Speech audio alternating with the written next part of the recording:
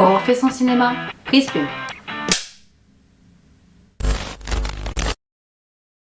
L'enfance croit ce qu'on lui raconte et ne le met pas en doute. Elle croit qu'une rose qu'on cueille peut attirer du drame dans une famille. Elle croit que les mains d'une bête humaine qui tue se mettent à fumer, et que cette bête en a honte lorsqu'une jeune fille habite sa maison. Elle croit mille autres choses bien naïves.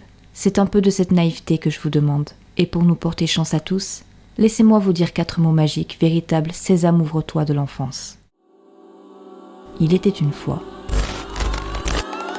Belle, la plus jeune fille d'un riche marchand, demande à son père de lui ramener de son voyage une rose. Rapportez-nous des robes de brocart, des bijoux, des éventres. Je voudrais un singe. Et toi, Belle, qu'est-ce que je te rapporte? Mon père, rapportez-moi une rose. Sur le chemin du retour, celui-ci se perd dans une forêt, le conduisant dans un château. Il y passe la nuit et le lendemain matin cueille une rose dans ce jardin. Ce geste va mettre la bête, propriétaire du château, dans une colère noire. Vous volez mes roses, qui sont ce que j'aime le mieux au monde. Que ce simple vol mérite la mort. Pour avoir cueilli cette rose, il exige un sacrifice de sa part. Prends cette rose, elle me coûte bien cher. C'est ma faute. Il est juste que j'aille à votre place. Va où je vais, le magnifique. Va. Elle accepte de quitter sa maison et de s'installer dans le château de la bête.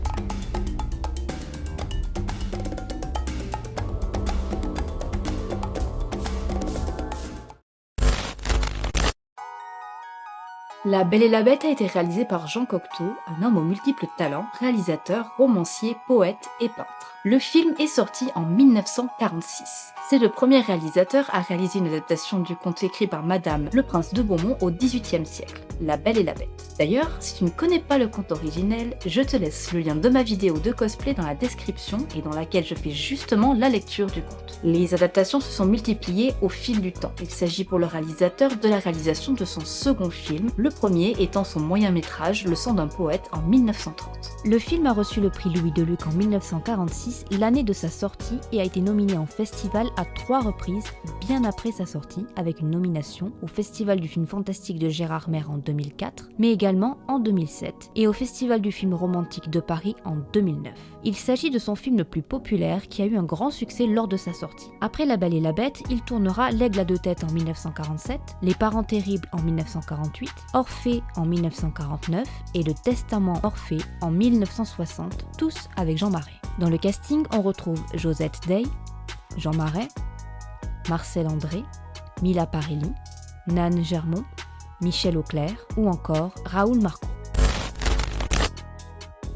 J'ai adoré le film dès le tout premier visionnage, mais alors quand j'ai commencé les recherches pour écrire cette vidéo, j'ai été choquée par l'envers du décor. Je ne me serais jamais douté de ce qui s'était passé. Le film a été tourné en 1945, soit pendant l'après-guerre, et le moins qu'on puisse dire, c'est que c'était pas simple. Déjà, l'équipe devait faire face à des pénuries, comme par exemple pour se procurer de la pellicule. Mais au vu des restrictions d'électricité, il y avait souvent des pannes de courant, ou même carrément plus de lumière quand ils tournaient en studio. Ils devaient donc faire preuve d'ingéniosité en filmant à l'aide de lampes torches, d'arcs de magnésium, tandis que les décorateurs devaient souvent travailler à la lueur des chandelles et surtout en filmant au maximum à la lumière naturelle. Jean Cocteau voulait filmer quelles que soient les conditions pour capter et évoquer la beauté qui vient par hasard. De toute façon, il n'avait pas vraiment le choix. Mais au moins, avec cet état d'esprit, il était sûrement plus attentif à tout ce qu'il voyait à l'imprévu. En plus de cela, l'un des lieux de tournage était proche de la base de Parcé-Melay, une école de pilotage d'avions. Et dès qu'il faisait beau, les avions survolaient le plateau et empêchaient les prises de son de se dérouler normalement. Ce qui mettait Jean Cocteau très en colère. Cela dit, malheureusement, les problèmes ne se résumaient pas seulement à l'aspect technique de la réalisation du film, puisque le réalisateur et plusieurs des acteurs ont eu des problèmes de santé conséquents qui ont amené soit des reports du tournage, soit des changements de programme au cours des journées de tournage. L'actrice Mila Parelli s'est blessée en tombant de cheval, mais heureusement elle n'a pas eu de plâtre, donc le tournage a pu reprendre, mais Cocteau a dû faire face à un abcès dentaire ainsi que 2 anthrax dus à des piqûres de moustiques et des coups de soleil. L'acteur Jean Marais a eu quant à lui un furoncle qui s'est transformé en anthrax, des conditions terribles dont Jean Cocteau et Jean Marais relatent les péripéties dans leur journal de bord.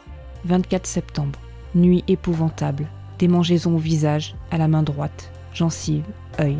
Il pleuvait, angoisse d'être empêché dans la suite de mon travail par les microbes. Le docteur m'indique un remède pour calmer ma main. La pâte qu'il m'ordonne pour la figure est hélas introuvable. Il faudra que je dure avec ce supplice atroce.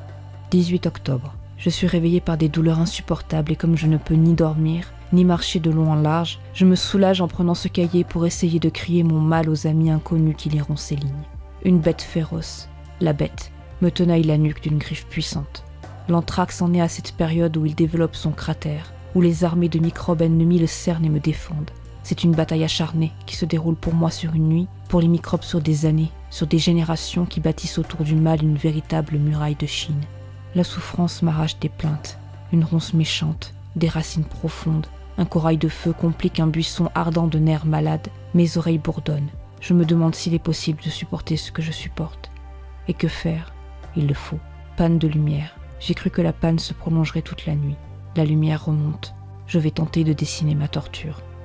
100 obstacles se dressaient devant la réalisation de ce chef-d'œuvre.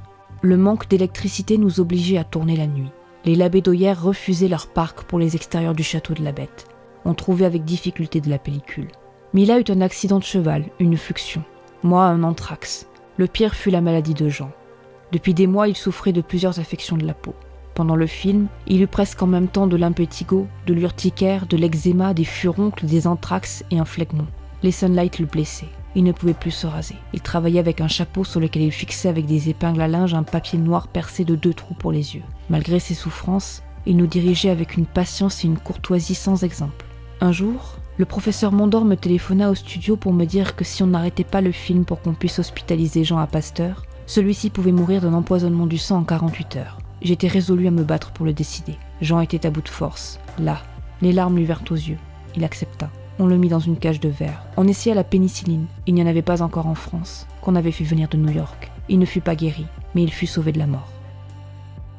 Le tournage de La Belle et la Bête a été une vraie tragédie parce que il a failli mourir pendant le film. Il a eu une maladie très très grave. Les médecins m'ont téléphoné me disant que s'il n'interrompait pas le film immédiatement, qu'il risquait la mort en 48 heures. Cocteau devra être hospitalisé plusieurs jours. Impossible à ce moment de savoir le mal dont souffre le réalisateur. Le 8 novembre, lors d'une visite du docteur Bernard Dumas sur le tournage, il découvre et révèle qu'il s'agit d'un coup de soleil artificiel dont les machinistes de l'époque souffraient souvent, la dermite. Une maladie professionnelle due à la lumière artificielle des arcs électriques utilisés lors des tournages en studio. Une maladie dont souffrait Cocteau avant de débuter le tournage et qui s'est apparemment aggravée au fil des mois, pouvant provoquer des infections.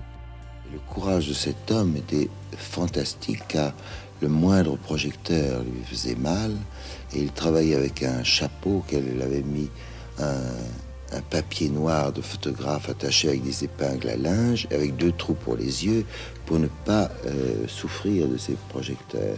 Il ne pouvait plus se raser, il avait donc la barbe qui lui poussait. Malgré cette souffrance horrible de toutes les secondes, il donnait l'atmosphère sur le plateau de gentillesse.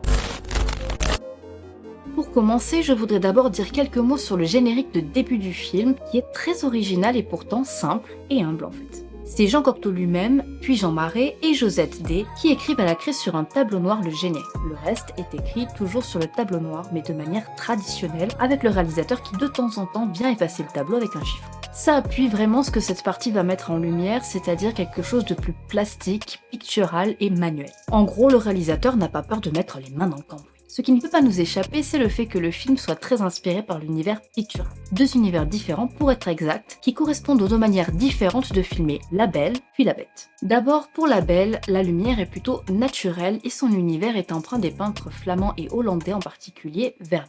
Une référence que l'on retrouve aussi dans les costumes et la manière dont elle est coiffée. Dans son milieu familial, les costumes s'apparentent au tableau La jeune fille au turban de Vermeer et lorsqu'elle vit au château de la Bête, au tableau de l'Enfante de Velázquez. On retrouve aussi beaucoup de références à la Renaissance, la leçon d'anatomie de Rembrandt pour les costumes du père, les Médicis pour ceux des sœurs et ceux des rois de la Renaissance pour ceux du prince. Tandis que pour La Bête, le réalisateur a voulu lui donner un univers sombre et mystérieux en s'inspirant des gravures de Gustave Doré ayant illustré les contes de Perrault et qui avait donc déjà un imaginaire des contes de fées. La première fois que l'on voit le château de la Bête, on ressent vraiment cet univers. Il dégage tout autant un côté mystérieux que merveilleux et qui est renforcé par la musique. On a la lumière qui se répercute sur les murs alors que les branchages se sont poussés seuls, tout comme ensuite les portes. La forêt par laquelle il est contraint de passer fait office de portail, de transition entre le monde réel et habituel du personnage et le monde merveilleux dans lequel il va entrer. Les bougies des chandeliers s'allument seules, tenues par des mains humaines mais détachées de tout corps, et qui s'animent au fur et à mesure que le père de Belle avance dans le couloir du château de la Bête, tout comme les statues. Des effets spéciaux créés à la main et non pas par ordinateur comme on peut le voir aujourd'hui. Ça donne un effet de style dans le genre surréaliste qui a lui demandé beaucoup d'inventivité. Et tant pour les costumes, il s'est inspiré des peintres, il voulait également leur rendre hommage dans sa manière de créer la lumière. Et pour l'accentuer, il y a l'usage du noir et blanc afin de créer des contrastes et faire ressortir les personnages du décor et se concentrer sur leurs émotions. Avec une fois de plus, un mélange entre lumière naturelle et lumière artificielle. On remarque d'ailleurs que grâce à la lumière, il semblerait presque que l'aura des personnages irradie de leur visage. Ne trouvez-vous pas bizarre que tout le monde cherche à être beau physiquement et qu'il est à la portée de n'importe qui d'être beau moralement et que personne n'en fait la gymnastique? N'est-ce pas au fond le sujet de La Belle et la Bête? Si La Belle et la Bête nous apprend bien quelque chose, et je parle autant de l'œuvre littéraire que de ses adaptations cinématographiques, c'est bien que les apparences sont trompeuses. On le voit déjà entre la relation entre Belle et ses sœurs. Ces dernières essaient de faire paraître au monde qu'elles ont une forme de richesse et d'éducation qu'elles n'ont pas. Là où Belle, qui sait que leur famille n'est pas riche, n'essaie pas de vivre au-dessus de ses moyens et travaille pour alléger les difficultés de leur famille. On le retrouve encore lorsque le père demande aux 3 sœurs ce qu'elles veulent qu'il leur apporte. La réponse de chacune en témoigne, les 2 sœurs veulent des choses exotiques et chères dont le but est de rendre les autres jaloux et donc donner à voir, tandis que Belle demande une rose et se fait moquer par ses sœurs. C'est la même idée que l'on retrouve avec le personnage de la Bête qui effraie tout le monde et dont seule Belle arrive à passer outre son apparence en découvrant l'homme qui se cache dessous. D'ailleurs, il faut savoir que le maquillage de Jean Marais demandait 5 heures par jour, 3 heures pour le visage et 1 heure pour chacune de ses mains. Il devait aussi se noircir les dents pour donner une impression de dents pointues et porter aussi des crocs maintenus par des crochets en bois. Du coup, après le maquillage, l'acteur ne pouvait manger que des purées et des compotes.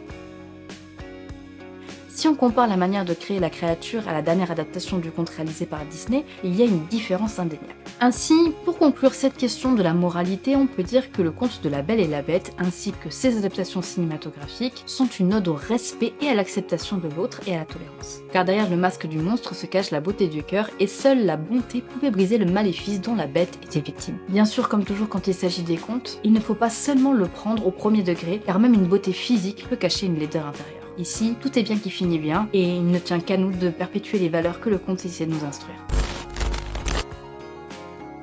La Belle et la Bête est un classique et une première adaptation d'un conte tout aussi classique. Une morale indémodable, surtout aujourd'hui dans cette société qui met la beauté, ou plutôt ses propres critères de la beauté au-dessus de tout. Et quand tu es en dehors de la norme, tu n'existes pas. C'est un film magnifique, de la réalisation au jeu, en passant par la musique. Si vous ne l'avez pas vu, vous savez ce qu'il vous reste à faire. N'oubliez pas de vous abonner à la chaîne si vous ne l'avez pas encore fait. Vous pouvez aussi mettre un pouce vers le haut, ne vous trompez pas, et vous pouvez partager ma vidéo. On se retrouve très vite.